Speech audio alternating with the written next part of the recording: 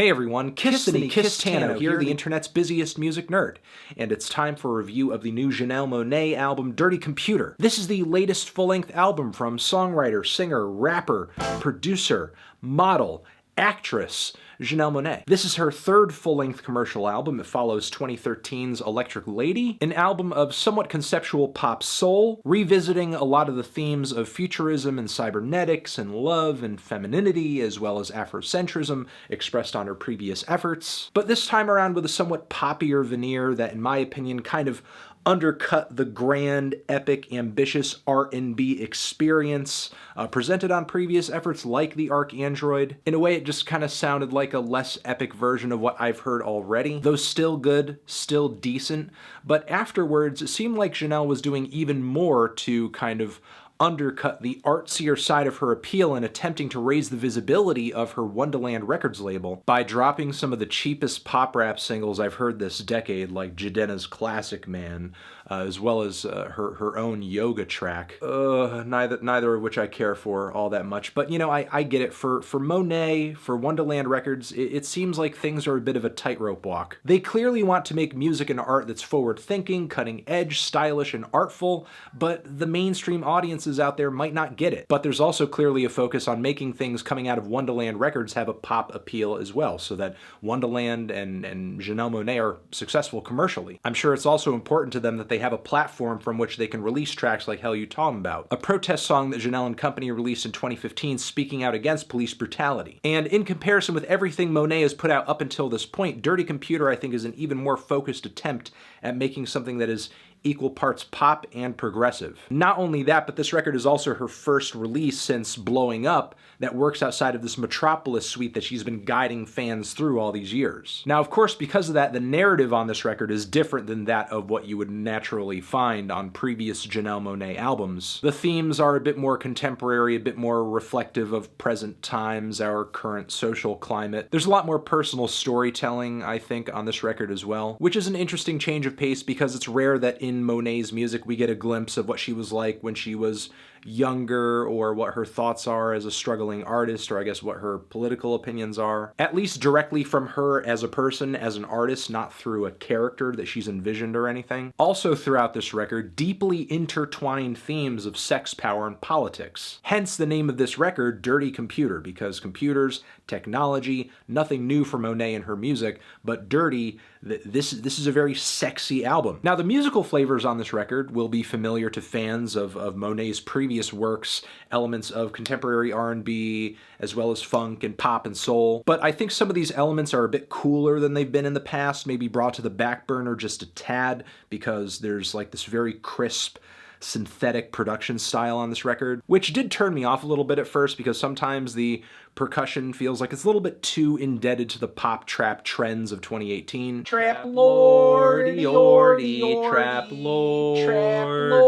In the search to find a sound on this record that is both pop and progressive, it does lead to a few low points on the album, in my opinion. The politics on this record, because the songs have to be direct and they have to be catchy, can kind of be reduced down to sloganeering sometimes. If you grab my pussy grab you back, that sort of thing. Occasionally, the production does feel a little thin, a little sterile. I do wish it was a little bit more organic at points. And occasionally, because there are themes of bliss and partying and feeling good on this record as well, sometimes the lyrics do come off a bit vapid, as well as more hedonistic than they are thoughtful. I think the song Crazy Classic Life is a prime example of most of these things, though I do love the subtle nods to 80s synth pop on the instrumental though. The synths, the drums, some of the vocal work on this track, and the closer as well are both clear nods to Prince. Still, even though there are elements of this track I don't care for all that much, I do sense that there is a message behind how blissful and uplifting and positive this track is. It's like it's trying to be hopeful in the face of very dark times, especially since the song does seem to kick off with this theme of the pursuit of happiness. The feel of this song has a very carefree vibe, but it's communicated pretty clearly in the lyrics that that is not the reality that this song comes from.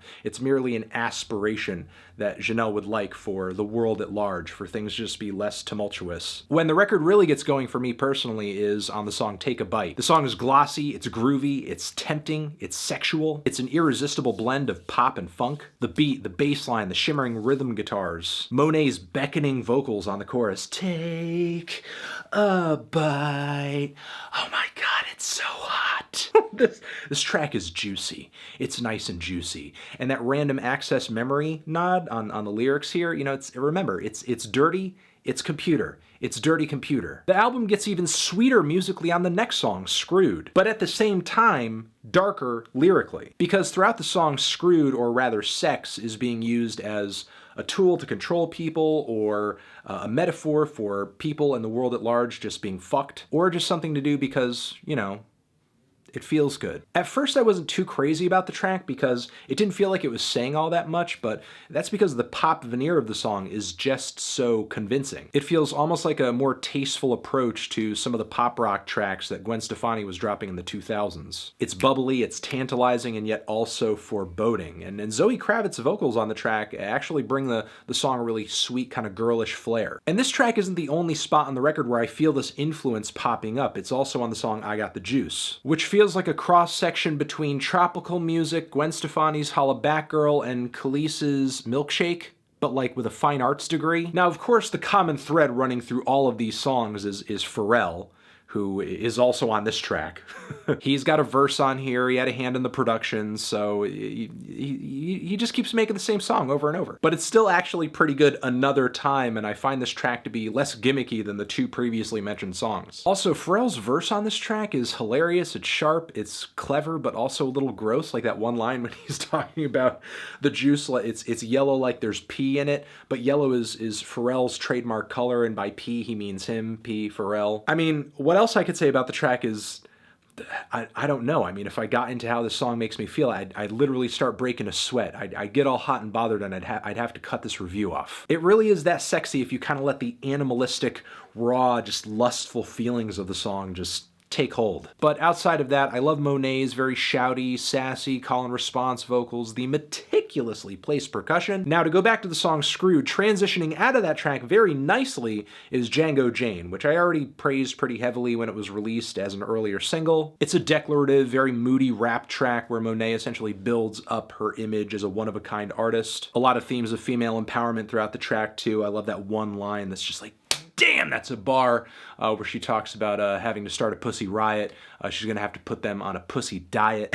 That was a good one. The song Pink is another great single that teased toward the release of this album. A fantastic team-up, not the first one though, between her and Canadian pop artist Grimes. The song brings a really summery, feel-good, blissful blend of pop and rock. Kind of an unusual sound for Monet. It's just a little too bubbly, a little too bright. Not typically something you hear her on. The song sounds a lot like a Grimes track, which I think is exactly why she had invited Grimes onto it. But despite the fact that this track is a little unusual for Monet, she pulls it off. The song is easily one of the smarter and catchier female empowerment anthems of the decade, and I think a lot of people listening to it aren't quite appreciating just how cheeky the song is, especially when you get down to the descriptions of the colors of the insides down there. The song is really dynamic and really feminine as well. I mean, it's very pretty, it's very gentle, it's very tender, yet also loud and powerful and authoritative. The song Make Me Feel was really the first single from this record that I truly fell in love with. It's another moment on the album that is deeply inspired by Prince.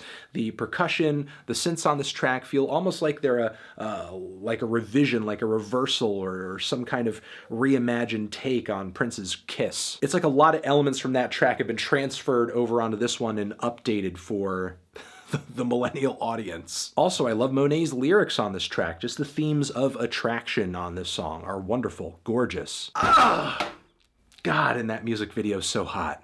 It's such a hot video. The song I Like That was the first single from the record that I felt just kind of on the fence with, and even now listening to it in the context of the record, I'm not all that crazy about it. While I do like Monet lyrically going back into her past and celebrating this idea of individuality and kind of what makes her her own person, and even though that makes her a bit of an outsider, kind of weird, not accepted by everyone, celebrating that, I still think the instrumental on this song just kind of sounds like your generic run-of-the-mill trap beat. Definitely not an instrumental that to me feels as vibrant or as interesting or as intricate or as flavorful as many of the other instrumentals here. Not an instrumental which, if I had heard it on its own, I thought, you know who would sound great on this? Oh my god, Monet would sound great on this. Between her leads and the harmonies on this track, she does put quite a bit of vocal work into it, so it's not that bare of a song, but it's still vastly overshadowed by a number of other tracks here. I mean, even some of the quieter ones like Don't Judge Me, which is this very slow, psychedelic pop ballad. On the surface, the song reads like a story of not being able to be yourself around your significant other, or being afraid that if you are yourself around your significant other, that they're going to judge you, and the only reason they have feelings for you is that they're in love with a character, something that's not the real you. The instrumentation on the track is subtle but very flavorful. They use dreamy synthesizers, some very nice guitar work, a steady bass line and drum beat. The song So Afraid is another track on the album that is not one of the more harder hitting, but it does bring an interesting message and a blend of sounds. There's like a very crunchy, dejected set of guitar chords at the start of the song. Monet is singing in a kind of angsty tone. It actually sounds like the intro of a Nirvana song. After this point in the track, I was kind of expecting her and the band to go into like full grunge mode, but it eventually blossoms into this epic, heavenly, soulful, panoramic blend of instrumentation and vocals, with Monet singing out passionately about how she's so afraid. And while it may seem like, again, on the surface, hey, this is another love song, it's another relationship song, it all kind of comes back around on the closing track, Americans, where it becomes painfully clear that the relationship that she's referencing on those two tracks, as well as maybe other tracks on this record, is a relationship with her own country. The song Americans has an amazingly hype 80s synth pop vibe on it. I get a bit of Prince on this track, I even get like a touch of Wham, and the song is an all-inclusive call to everyone getting ground through the gears of the system in America to come together and fight for a better country. That's women and blacks and Latinos, members of the LGBTQ community, poor white people. I do find the track really inspiring, really catchy, very sweet, though again, I do think it does become another example on this album of some of the politics being reduced down to mere sloganeering a little bit, which, as I've said before in previous videos, is one of the inherent problems with trying to make a pop record political, because politics are so complex. Pop music and pop art is so straightforward. It's so simplistic. Still, though, I enjoy a great deal of the songs on this record. I think the production is pretty good, the performances are nice, and I think Monet mostly gets to where she's trying to go when it comes to the lyrical themes, too. I'm not going to say this album is dumb, because it's not. It's far from a dumb album. But I feel like Monet is smarter than the way she puts things on this record. And I'm sure she understands that. I mean, it's only to this album's benefit that she didn't try to awkwardly preach herself through every single song on here, and focused on making sure that at the end of the day, the songs sounded good, not just that they conveyed a message that she felt passionate about. Because as pop-friendly as this album sounds, it was definitely a risk to try to make a pop album that in a way was smart. More thoughtful and smarter than your average pop record. I'm feeling a light to decent 8 on this album. Transition, what did you think of this album? Did you give it a listen? Did you love it? Did you hate it? What would you rate it? You're the best, you're the best. What should I review next? Hit the like if you like. Please subscribe and please don't cry. Hit the bell as well. Over here next to my head is another video that you can check out. Hit that up or the link to subscribe to the channel. Anthony Fantano, Janelle Monáe, forever.